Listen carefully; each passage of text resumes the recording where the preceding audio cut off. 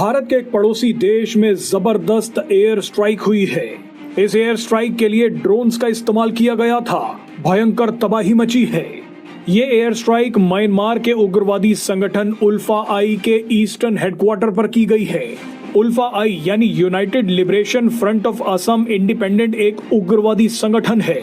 ये संगठन भारत की सुरक्षा के लिए एक बड़ा खतरा बना हुआ है, लेकिन अचानक इस संगठन पर एयर स्ट्राइक कर दी गई। ये एयर स्ट्राइक किसने की है वो एक बड़ा रहस्य बना हुआ है। उल्फा आई ने दावा किया है कि ये एयर स्ट्राइक भारतीय सेना ने की है। अब सवाल है कि क्या भारतीय सेना ने सही में भारत के लिए खतरा बन चुके उल्फा आई के ठिकानों पर ड्रोन से हमला कर दिया? आइए सच आपको इस वीडियो में बताते हैं। दरअसल म्यांमार में इस वक्त हालात बद से बदतर होते जा रहे हैं। म्यांमार में कई उग्रवादी संगठन सत्ता में बैठी सेना से लड़ रहे हैं। इनमें से कुछ उग्रवादी संगठन भारत म्यांमार की सीमा के पास भी ऑपरेट करते हैं। ये भारत की सुरक्षा के लिए बड़ी चुनौती बनते जा रहे हैं। कई रिपोर्ट्स के मुताबिक म्यांमार में चल रहे इस गृह युद्ध में चीन खुलकर उग्रवादी संगठनों और सत्ता में बैठी सेना दोनों को हथियार दे रहा है। यानी चीन पहले आग लगा रहा है और उसके बाद घी भी डाल रहा है।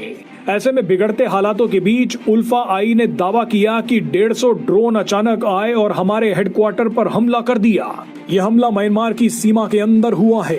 इस हमले में उल्फा आई संगठन के लेफ्टिनेंट जनरल नयन असोम की मौत हो गई है और 19 अन्य घायल हो गए हैं। लेकिन मजे की बात देखिए कि जब उल्फा आई लेफ्टिनेंट जनरल नयन असोम का अंतिम संस्कार कर रहा था, तब भी किसी ने अंतिम संस्कार पर मिसाइल हमला कर दिया।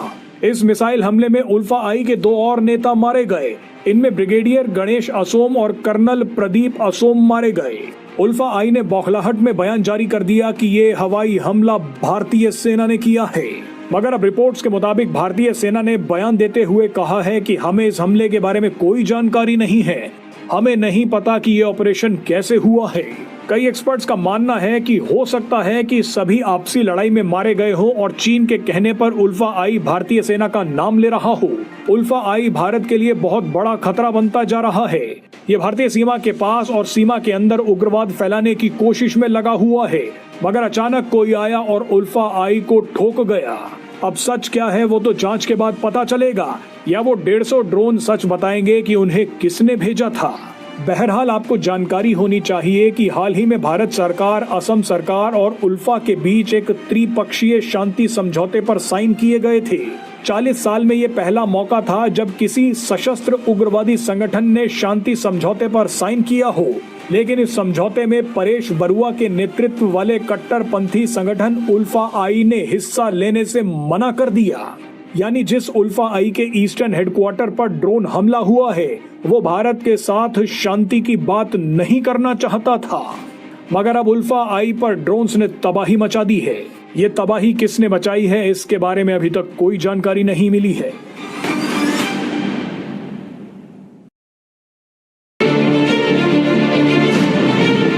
कर्नाटक की खतरनाक पहाड़ियों में बनी इस गुफा के पास पुलिस की जब एक टीम पहुंची तो उसके होश उड़ गए। आबादी से दूर घने जंगलों, पहाड़ियों और खतरनाक जीव जंतुओं के बीच इस गुफा में एक महिला अपनी 2 बच्चियों के साथ रह रही थी।